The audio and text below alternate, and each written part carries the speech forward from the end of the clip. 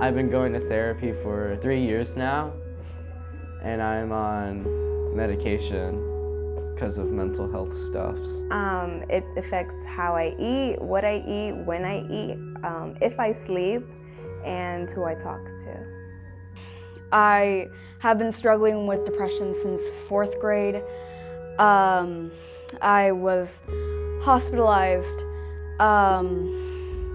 about 2 years ago, and mental health has really affected me. In today's day and age, the workload that the education system puts on students is like much more than it was before. Like if you talk to an adult now and how their life was like when they were in school, it's like much more relaxed and they were more free to do stuff after school and before school. Whereas now, to be seen is so much harder than it was before. I feel like there's a lot of stress now, more with school and with everyone being connected all the time, that it really bears down on people's mental state. I don't think we face more problems with mental health. I just think we're more aware of the effects it has on people. Mental health has always been an important part of people, but now with social media and stuff like that, signs can be like more showing of how it actually affects people because more people are being honest. I don't think Sickles keeps the conversation going about mental health, or if people are feeling okay, or checks up on anyone really unless they're told to, or unless you have to take a test, or if it's an assembly. You know, other than that, they won't really ask if we're okay.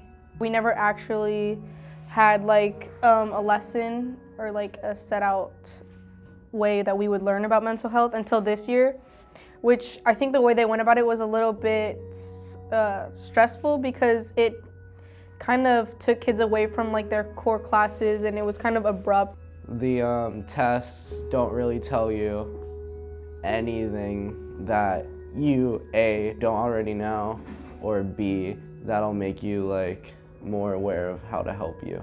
So I think if they talked about it more freely rather than making it be like it seems forced. It seems like they're like, we have to do this and we have to know all of these things.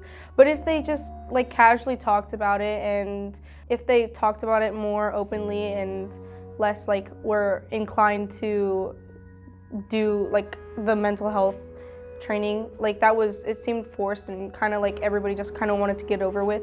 I think Sickles could be more open-minded instead of shutting people out. I feel like they have a tendency of just shutting people out and not listening, or just jumping to conclusions. So Sickles should make it more apparent that the counselors are here to talk to you about mental health, because it doesn't really feel that way at all.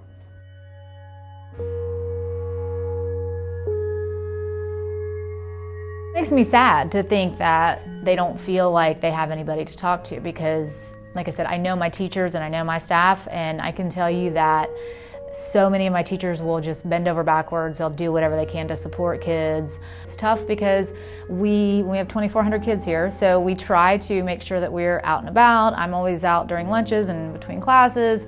My APs are always out, so we try to make sure that we're visible and the kids know who we are. You may recall we had assemblies back in the fall in which every single student on this campus was given an overview of good mental health, socially appropriate coping skills, and also we talked about suicide prevention. And at that assembly, we identified psychologist, social worker, counselor, nurse, school resource deputy, assistant principal, so we made it accessible.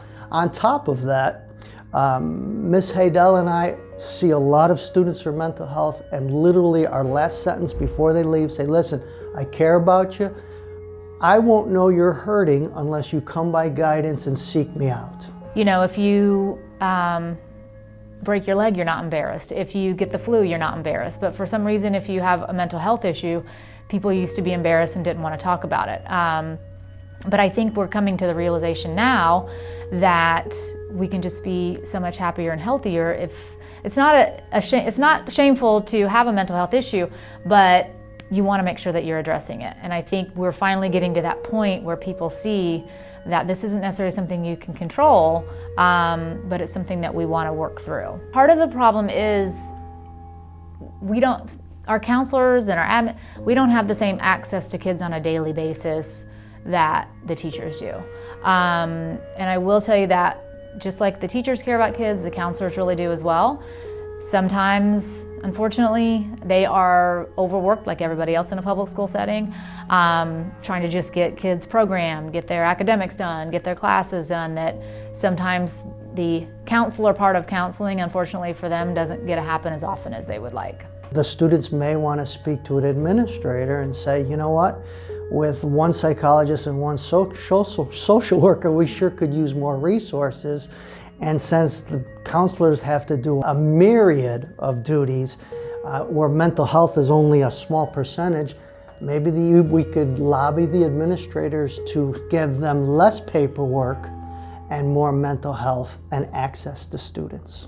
If you realize a problem with your mental health, please seek someone who you think could help you and make you feel better, because your mental health is just as important as your physical health, and you do matter.